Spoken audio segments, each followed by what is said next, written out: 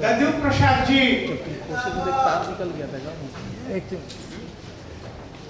मैं अभी जिंदा हूँ साहब का चेहरा। दद्दू प्रसाद जी मेरे को कुछ दिनों से टेलीफोन पर संपर्क किए, मेरे पास काफी किताब भेजा है, इन दोनों ने बनाया बहुत अमूल्य किताब, जैसे कि बोल रहे हैं ना जला दे रहा है, ये कर रहा है, वो कर रहा है, तो ताकि जला नहीं पाए, साहब का जो भाषण है, जो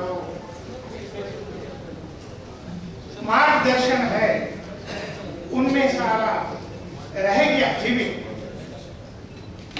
तो आज हम सुन रहा था, बोल बोल के तो मैं थक गया है,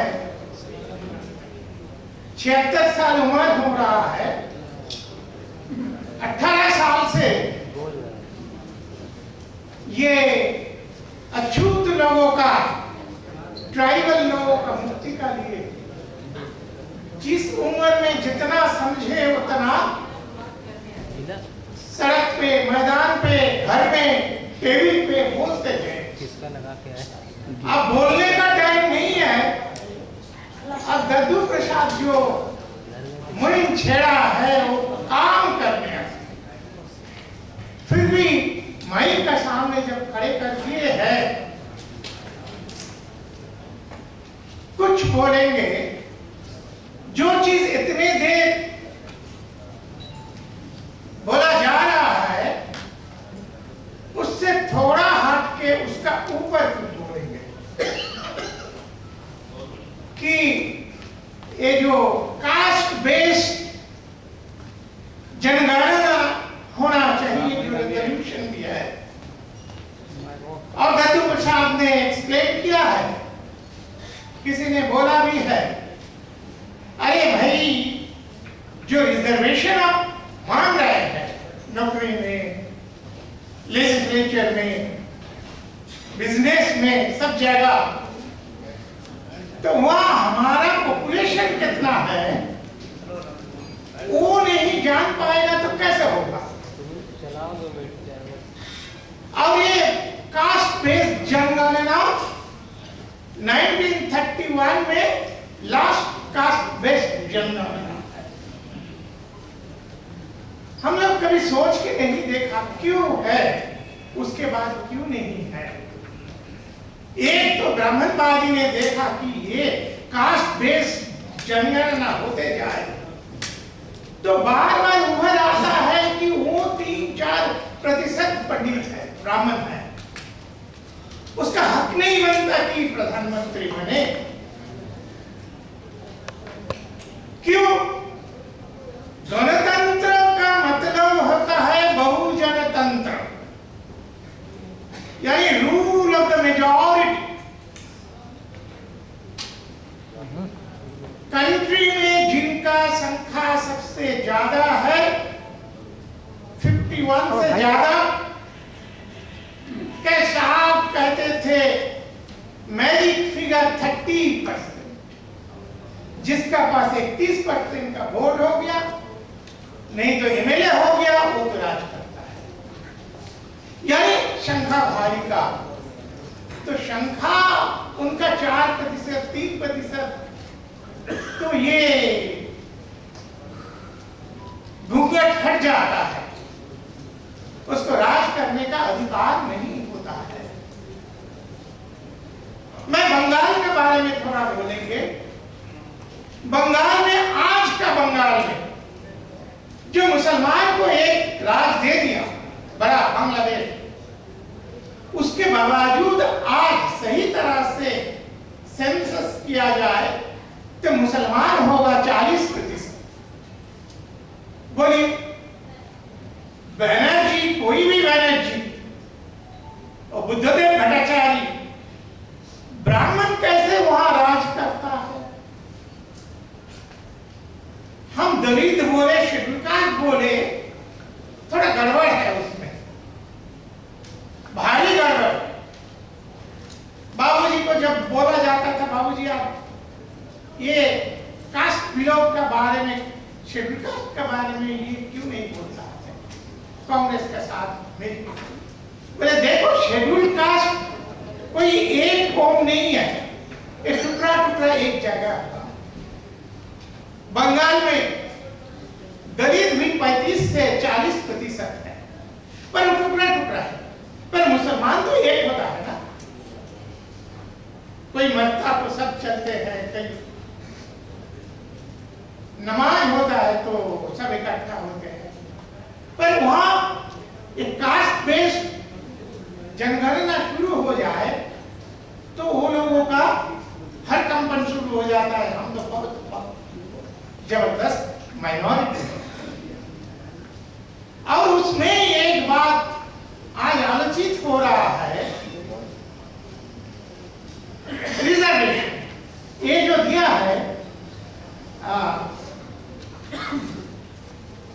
क्या है 120, हाँ आरक्षण की 120 साल पूरी हो रहा है, क्योंकि शाहू महाराज अपना कंट्री में एक अलग राज था, वो भारत नहीं था, इंडिया नहीं था, ब्रिटिश भारत नहीं था। उनका राज में उनका जो कौम है बैकवर्ड, उनको लिए 50% आरक्षण, वो भी लंदन में जाके घोषित किया। ठीक है, वो एक शुरुआत तो है ही है, पर रिजर्वेशन की शुरुआत तो पंडित लोग तो हजारों साल से रिजर्वेशन लेके रखा है ना, मंदिर में, बड़े बड़े जगह में, इवन चीफ मिनिस्टर, प्रधानमंत्री सारे कंट्रोल करने में उनका रिजर्वेशन है। पर जो रिजर्वेशन हम इस मंच से बार बार प्रैक्टिकली जिक्र हो रहा है कि हमारा शंखा गिना जाए, शंखा का हिसाब से जिसकी जितना भागी शंखा भारी उसके उतना भागी ना। ये रिजर्वेशन 1907 में असम बंगाल गवर्नमेंट पहली बार डिक्लेयर किया। तो आज इसलिए वहां बैठे बैठे सोच रहा था ये देख देख के कि अब हम बंगाल जाके उसका 125 साल का सालगिरह का बड़ा एक मीटिंग हम बुलाएंगे। क्यों? वो एक भयंकर कानून बना था ब्रिटिश गवर्नमेंट का, Assam Bengal government. Why Assam Bengal government? आप सबका इतिहास में जो थोड़ा बहुत भी ज्ञान है उसको पता है कि 1905 में लॉर्ड कर्जन बंगाल को टुकड़ा कर दिया। टुकड़ा करने को उस तरफ का गवर्नमेंट बना असम बंगाल गवर्नमेंट। तो 1907 में वो जो ईस्टर्न पार्ट ऑफ बंगाल जहां मुसलमान और हम अनटचेबल ज्यादा होते हैं, वहां का पार्लियामेंट, वहां का असेंबली हमारा कंट्रोल में। कलकत्ता वाले जो ब्राह्मण लॉबी है वो बाहर हो गया, तो उस असेंबली में कानून पास हो गया जो हमारा लीडर लोग 1881 से लड़े जा रहे हैं कि हमारा proportional representation in legislature and executive नौकरी में चाहिए। तो 1909 का government of India councils act, जो कि पहली कॉन्स्टिट्यूशन थे, उससे पहले ये कानून वहां से डिक्लेयर हो रहा है। कानून का नाम क्या था? वो सुन के लोग तो हम चौंक जाते हैं। Proportional representation of communities in public employment act of Assam Bengal government, February 1907. This is the act. Proportional representation of community, क्योंकि हम कास्ट नहीं थे उस टाइम। ब्रिटिश रिकॉर्ड देख लीजिए 1932 का पहले, जहां लास्ट कास्ट सेंसस होता है 31 में, हम लोगों का कहा जाता था डिप्रेस्ड क्लासेस, हम कास्ट नहीं होते। इसीलिए बंगाल में हमारा जो कम्युनिटी हम बोलता है नमशूद्र कम्युनिटी, कास्ट नहीं बोलते हैं, आज भी नहीं बोलते हैं। तो शेड्यूल कास्ट को हमारा ऊपर थोपा दिया तो हम लिखता है शेड्यूल कास्ट। नहीं तो हमको कोई पूछे कि आपका कौन सा ग्रुप है, हम बोलेगा नमशूद्र कम्युनिटी। तो वो कम्युनिटी का नाम पे उसमें मुसलमान कम्युनिटी है, नाई कम्युनिटी है, नमशूद्र कम्युनिटी है। जितना संख्या भारी उसको उतना भागीदारी का नियम, proportional representation of communities in public employment act of 1907 February Assam Bengal government. तो प्रोपोर्शनल रिप्रेजेंटेशन ये जो संरक्षण आज के जमाने में हम शेड्यूल कास्ट बनने को बाद, शेड्यूल कास्ट का मतलब है हम अछूत हिंदू, क्योंकि उससे पहले पुनः पैक्ट का पहले हम थे डिप्रेस्ड क्लास। तो गांधी बोला हम जाने नहीं देंगे। अरे तो उसको तो जाने देना चाहिए था कि हम लोग तो अस्पृश्य है, छूने से उसको सब कुछ बिगाड़ जाते हैं, तो घर से निकाल देते उसको। तो बोले बोले करना चाहिए था, ये गंदे लोग चले जा रहा है। पर नहीं, हमको ऊपर उसका जो शोषण है, दमन है, हमारा लेबर को चोरी करने को उसका संपत्ति बनाना है, वो हमको जाने नहीं देगा, उसको हिंदू बना के रखा है। वही गांधी का जब आमरण अनशन किया था, that was the point. British को बोला कि ये पॉलिटिकल ज्यादा नहीं है, ये रिलीजियस मैटर, हम हिंदू इसको फोल्ड से जाने नहीं देंगे।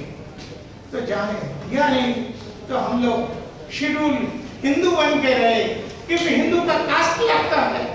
तो कास्ट क्या बोले, ये सारे शेड्यूल कास्ट, क्योंकि वर्ण व्यवस्था में, हिंदू में वर्ण व्यवस्था जरूरी है। लॉर्ड कृष्ण ने बनाया है चतुर्वर्ण व्यवहार। तो वर्ण व्यवस्था को कौन सा कास्ट हमको दिया जाए, हमको शूद्र बनाए, हमको खत्री बनाए, हमको क्या बनाए, तो मुश्किल है। तो हमको शेड्यूल कास्ट बना रखा है। तो ये शेड्यूल कास्ट हिसाब से वो दया करके कुछ रिजर्वेशन देता है। हमारा पॉपुलेशन बहुत ज्यादा है, ठीक से गिना जाए तो अनटचेबल का पॉपुलेशन कम से कम 25 से 28% होगी, कम से कम। कुछ तो ऑफिशियली कम कर रखा है, कुछ अनऑफिशियली बड़े कायदे से कर रखा है। एक कायदे का नाम आपको बताता है, जितना माइग्रेंट है अनटचेबल, उसको दूसरा स्टेट में गिनती में नहीं लेता है। जैसे दिल्ली का देखिए, लाखों तादाद में ट्राइबल लोग नौकरी करते हैं। जैसे एक नौकरी ले गया मुर्मू ने, द्रौपदी मुर्मू, पर उनको गिना नहीं जाएगा। शेड्यूल ट्राइब का हिसाब से उनको गिना नहीं जाएगा। क्यों? मैं जॉइंट रजिस्ट्रार जनरल थे, यानी सेंसस डिपार्टमेंट। वहाँ कानून है कि जो बाहर से आया है, दिल्ली में कोई ट्राइब नहीं होता है, तो बाहर से जितना ट्राइब है, चाहे वो मुर्मू हो, द्रौपदी नंबर 1, उनको गिना नहीं जाएगा। जैसे वो डॉक्टर थे हमारा राष्ट्रपति काशीराम साहब ने, जिसको राष्ट्रपति बनाया था, नारायण साहब, जिसको पता है वो जानता है, वो साहब ने उनको बनाया था। क्योंकि उन दिनों में साहब को मारने के लिए साहब को बोला कि आप बनो, धमकी लगा, हमको क्यों बंदी बनाने चाहते हो? ये उपराष्ट्रपति बने हैं, इतना लिख के पढ़े, इनको नजर नहीं आता? तो नेक्स्ट डे उनका नाम आ गया। तो उन दिनों में मैं वो वहां थे। अरे जो रजिस्ट्रार जनरल नंबर 1 उन्होंने गए राष्ट्रपति भवन में गिनती करने को, तो जब बोले कि मैं शेड्यूल कास्ट हूं, बोले सर आपको तो मैं लिख नहीं सकता। बोले क्यों? बोले मेरा कास्ट है परावन, जाओ केरल में जाके पूछो शेड्यूल कास्ट नहीं। बोले हाँ सर वो तो ठीक है, पर यहाँ आपका जो कम्युनिटी है, कास्ट है, वो शेड्यूल कास्ट लिस्ट में नहीं है, तो आपको मैं नहीं लिख सकता, लिखा नहीं। मेरे को भी वही बोला था पहली जो फेस किया था सेंसस 81 में। मैंने जब बोला मैं शेड्यूल कास्ट हूं, बोले नहीं सर वो नहीं लिख सकते। मैंने सर्टिफिकेट देखा है? बोले नहीं सर वो हम नहीं बोल रहे हैं, पर आपको इस कारण नहीं। तो मैंने बोला मेरा रिलीजियन क्या लिखा है? बोले हिंदू लिखा है। अरे नहीं, मैं शेड्यूल कास्ट नहीं हूं, तो मेरा उसमें लिखो मुसलमान है। तो लिखा, पर मेरा मिसेस का लिखा, ये लिखा, मैं देख क्या लिखा है? बोले शेड्यूल कास्ट लिखा। वो फिर मुसलमान का संभाल नहीं पड़ा, वो और खतरनाक है। तो अभी मेरा बेटा जम्मू में डीएम था, तो टेलीफोन किया, डैडी तुम्हारा डिपार्टमेंट मेरे को शेड्यूल कास्ट नहीं लिख रहा है। क्यों? बोले कि लिस्ट में तो आपका नवशूद्र नाम नहीं है जम्मू में। तो मैंने बोला वो ठीक बोल रहा है, तो तुम एक काम करो मुसलमान लिख लो, वहां तो मुसलमान बहुत है ना। तो बोले नहीं, मैं एक सोल्यूशन ले लिया। बोले क्या? बोले उन लोगों को पूछा भाई तेरा लिस्ट में कौन कौन है? तो भंगी चमार चूड़ा ये सब है। मैं लिख भाई मैं भंगी हूं, क्योंकि तू तो सर्टिफिकेट नहीं मांग रहा है ना। तो मैं भंगी लिखा है, तो शेड्यूल कास्ट लिखा है। तो आप सोच के देखिए, ऐसी जो माइग्रेंट हमारा लोग होता है, इधर का उधर, उधर का उधर, तो कितना परसेंट होगा? ये आपका हिसाब से चले गए। और में बहुत सारे लोग हैं जो वो लोग आता है काउंट करने को, पूछता ही नहीं आपको कास्ट क्या है। हाँ, तो वो हिसाब से जाता है। तो इसलिए कास्ट बेस्ड बहुत जरूरी है। और एक बात ध्यान में रखना है, ये हमारा कम्युनल रिप्रेजेंटेशन, ये डेमोक्रेटिक सिस्टम में, पार्लियामेंट्री डेमोक्रेटिक सिस्टम इज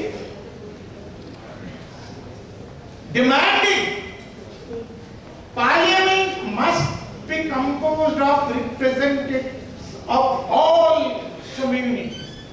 जब कास्ट एंड कम्युनिटी एक रियलिटी है भारत में, तो उस हिसाब से हर कास्ट, हर कम्युनिटी का रिप्रेजेंटेशन पार्लियामेंट में, नौकरी में होना चाहिए। तो आज यही डिस्कशन हो रहा है और यही रेजोल्यूशन भी लिया जा रहा है।